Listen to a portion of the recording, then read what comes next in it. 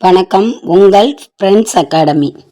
அதாவது இன்னைக்கு நம்ம பார்க்க போகிற பாடம் 6ஆம் வகுப்பு சமூக அறிவியல் முதல் பருவம் வரலாற்று பகுதி 3வது பாடம் சிந்துவெளி நாகரிகம். அதாவது இந்த சிந்துவெளி நாகரிகத்தில் என்னெல்லாம் கண்டுபிடிக்கப்பட்டது, அதோட நகர அமைப்பு எப்படிலாம் இருந்தது, அதில் அந்த மக்கள் எப்படிலாம் வாழ்ந்தாங்க, எதை அறிந்திருந்தனர் எதை அறிந்திருக்கவில்லை அப்படிங்கிறத பற்றி பார்க்க போகிறோம். சரி, இப்போ முதல் கொஸ்டின் பார்க்க போறோம். சிந்துவெளி நாகரிகத்தில் எவை தரப்படுத்தப்பட்டன? அதாவது அந்த நாகரிகத்துல எதை தரப்படுத்தப்பட்டன அப்படி சொல்லி கேட்டிருக்காங்க. மதிப்பீடு, அளவுகோல், எடைகள் மற்றும் அளவீடுகள். மேற்கண்ட அனைத்தும் அப்படி சொல்லியிருக்காங்க. ஆப்ஷன் சி எடைகள் மற்றும் அளவீடுகள். அடுத்து 2வது கொஸ்டின் பார்த்தீங்கன்னா கூற்று காரணம் கொடுத்துருக்காங்க. அப்போ கூற்று என்ன சொல்லியிருக்காங்க அப்படின்னு பார்த்தீங்கன்னா, கரப்பா நகரத்தின் மேல் பகுதி சற்று உயரமானது, அது கோட்டை எனப்பட்டது. காரணம் பார்த்தீங்கன்னா, நகரத்தின் கீழ்ப்பகுதி சற்று தாழ்ந்த உயரம் உடையது, குறைந்த பரப்பு கொண்டது. அதாவது கூற்று சரி, ஓகேவா. காரணத்துல குறைந்த பரப்புன்னு கொடுத்துருக்காங்க, அதிக பரப்பு.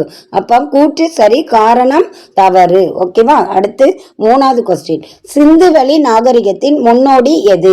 சிந்துவெளி நாகரிகத்துல முன்னோடி நாகரிகமா இருந்த பகுதி எது அப்படின்னு கேட்டிருக்காங்க. இருந்த நாகரிகம் எதுன்னு கேட்டிருக்காங்க.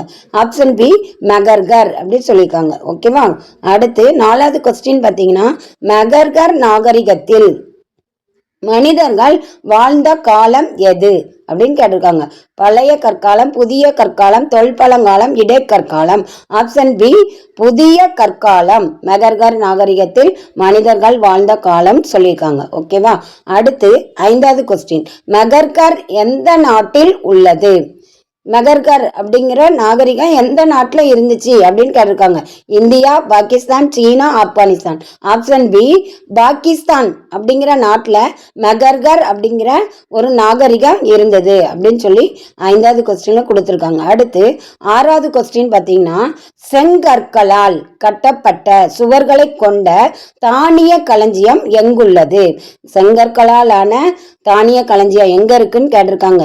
அதாவது 4 மாநிலம் கொடுத்துருக்காங்க, அந்த மாநிலத்துல எந்த பகுதி? அப்போ ஆப்ஷன் ஏ கரியானா ராகிகர் அப்படிங்கிற பகுதியில இருந்திருக்கு இந்த தானிய களஞ்சியம்.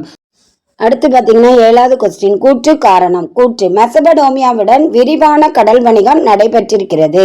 காரணம், சிந்துவெளி முத்திரைகள் தற்கால ஈராக், குவைத் மற்றும் சிரியா ஆகிய பகுதிகளை குறிக்கும்.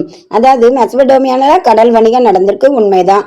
அடுத்து முத்திரைகள் இந்த 3 பகுதிகளை தான் என்ன செஞ்சிருக்காங்க, எடுத்திருக்காங்கன்னு சொல்லியிருக்காங்க. அப்போ ஆப்ஷன் சி கூற்று காரணம் சரி, ஓகேவா. அடுத்து பார்க்க போறது 8வது கொஸ்டின், சிந்துவெளி மக்கள் போக்குவரத்திற்கு எந்த விலங்குகளை பயன்படுத்தினர்?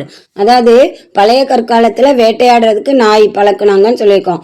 அதுக்கப்புறம் ஒவ்வொரு விலங்கையா அறிமுகம் செஞ்சுட்டு வந்தாங்க. அதுக்கப்புறம் சிந்துவெளி மக்கள் போக்குவரத்துக்கு காளை அப்படிங்கிற விலங்கை பயன்படுத்தியிருக்காங்கன்னு சொல்லியிருக்காங்க. ஆப்ஷன் சி காளை, ஓகேவா. அடுத்து 9வது கொஸ்டின், கப்பல் கட்டும் தளம் எந்த துறைமுகத்தில் உள்ளது அப்படின்னு பார்த்தீங்கன்னா, துறைமுகம் 4 துறைமுகம் கொடுத்துருக்கு.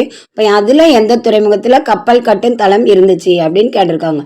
இந்த கப்பல் கட்டும் தளம் அப்படிங்கிறது சிந்துவெளி நாகரிகத்துல லோத்தல் அப்படிங்கிற துறைமுகத்துல அமைஞ்சிருந்திருக்கு அப்படின்னு சொல்லியிருக்காங்க, ஓகேவா. அடுத்து இந்த தூத்துக்குடியும் துறைமுகம் தான், கல்கத்தா பகுதியும் துறைமுகம் தான், விசாகப்பட்டினமும் துறைமுகம் தான். அடுத்து 10வது கொஸ்டின், லோத்தல் துறைமுகம் எந்த மாநிலத்தில் உள்ளது? அதாவது இந்த லோத்தல் துறைமுகம் கப்பல் கட்டுற தளமா இருந்திருக்கு. அந்த லோத்தல் துறைமுகம் எந்த மாநிலத்துல இருந்துச்சுன்னு கேட்டிருக்காங்க. இப்போ எந்த மாநிலத்தில் இருந்திருக்கு? குஜராத் மாநிலத்தில் லோத்தல் துறைமுகம் அமைந்துள்ளது அப்படிங்கிறத இங்கே கொடுத்துருக்காங்க. ஓகேவா?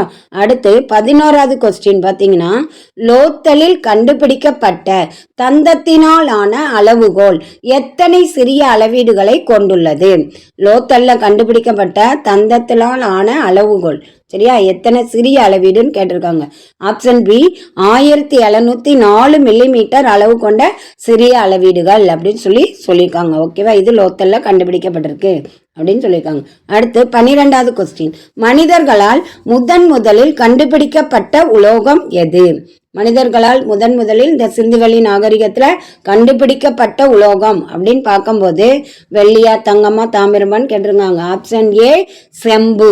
செம்பு தான் சிந்துவெளி நாகரிகத்துல மனிதர்களால் கண்டுபிடிக்கப்பட்ட உலோகமா சொல்லப்பட்டிருக்கு அப்படின்னு இருக்காங்க. அடுத்து 13வது கொஸ்டின், சிந்துவெளி மக்கள் எதை பற்றி அறிந்திருக்கவில்லை?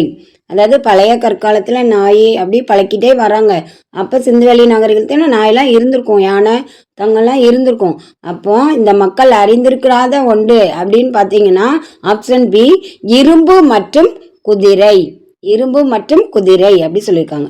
அடுத்து 14வது கொஸ்டின், சிந்துவெளி நாகரிகத்தில் முதல் எழுத்து யாரால் உருவாக்கப்பட்டது அப்படின்னு பார்த்தீங்கன்னா எந்த நாட்டுக்காரர்கள் அப்படின்னு பார்க்கும்போது 4 ஆப்ஷன் கொடுத்துருக்காங்க. அதில் ஆப்ஷன் ஏ சுமேரியர்களால்.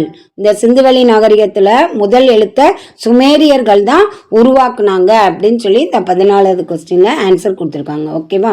அடுத்து 15வது கொஸ்டின், மொகஞ்சதாரோ தொல்பொருள் ஆராய்ச்சி நடைபெறும் இடம் என்று யாரால் அறிவிக்கப்பட்டது அப்படின்னு சொல்லியிருக்காங்க. இந்த மொகஞ்சதாரோவை தொல்பொருள் ஆராய்ச்சி நடைபெறும் இடம் அப்படின்னு யாரால அறிவிக்கப்பட்டிருக்கு அப்படின்னு பார்த்தீங்கன்னா ஆப்ஷன் சி யுனெஸ்கோ அமைப்பு. நிறைய அமைப்பு இருந்துச்சு, அதுல தொல்பொருள் ஆராய்ச்சி இடம் அப்படிங்கிறத அறிவிச்சது இந்த யுனெஸ்கோ அமைப்பு தான். ஆப்ஷன் சி யுனெஸ்கோ அமைப்பு. ஓகேவா? அதாவது நம்ம சேனலை சப்ஸ்கிரைப் பண்ணிக்கோங்க, பெல் ஐக்கானை கிளிக் பண்ணிக்கோங்க, லைக் அண்ட் ஷேர் பண்ணிக்கோங்க. ஓகேவா? தேங்க்யூ.